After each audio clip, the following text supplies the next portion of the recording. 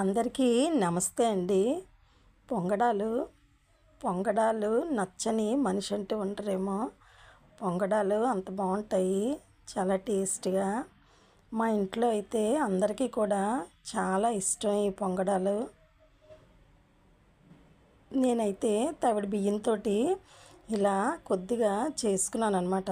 పొంగడాలు బాగా వచ్చాయండి.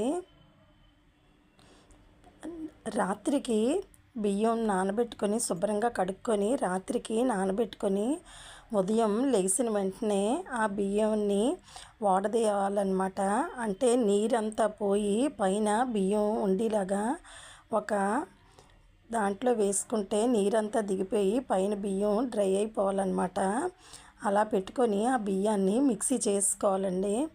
మెత్తగా పిండిని మిక్సీ చేసుకొని బెల్లాన్ని పాకం పెట్టుకొని తగినంత బెల్లం అంచనా అన్నమాట. నాకు తవిడి బియ్యానికి నేను అంచనాగా బెల్లం కొద్దిగా వేసుకొని నీళ్ళు వేసుకొని అది వాటర్లో వేస్తే ఇలా బెల్లం దగ్గరికి ఇలా వచ్చే వరకు పాకం పెట్టుకుంటానండి.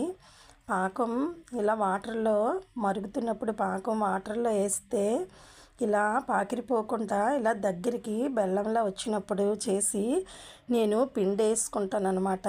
పిండి వేసుకొని మెత్తగా శుభ్రంగా ఆ గరిటెతోటి బాగా మెదుపుకుంటే మొత్తం ఉండలు అవి లేకుండా కలుపుకోవాలన్నమాట. అలా కలుపుకున్న తర్వాత ఇలా కళాయిలో నూనె వేసుకొని ఇప్పుడు ఇలా చిన్న ఒక గ్లాసులో కానీ చిన్న గిన్నెలో కానీ ఈ పిండిని తీసుకొని చిన్న చిన్నవి ఇలా వేసుకోవాలన్నమాట. ఇలా ఎక్కువ ఆయిల్ వేసుకుంటే పొంగడం బాగా పొంగుతుందండి. అందువల్ల మనం చిన్న చిన్నది వేసుకోవాలన్నమాట. ఒక గ్లాసులోకి తీసుకొని కొద్దిగా నూనెలో వేసుకుంటూ ఉంటే ఇలా పొంగడం బాగా పొంగి ఇలా వస్తుందండి.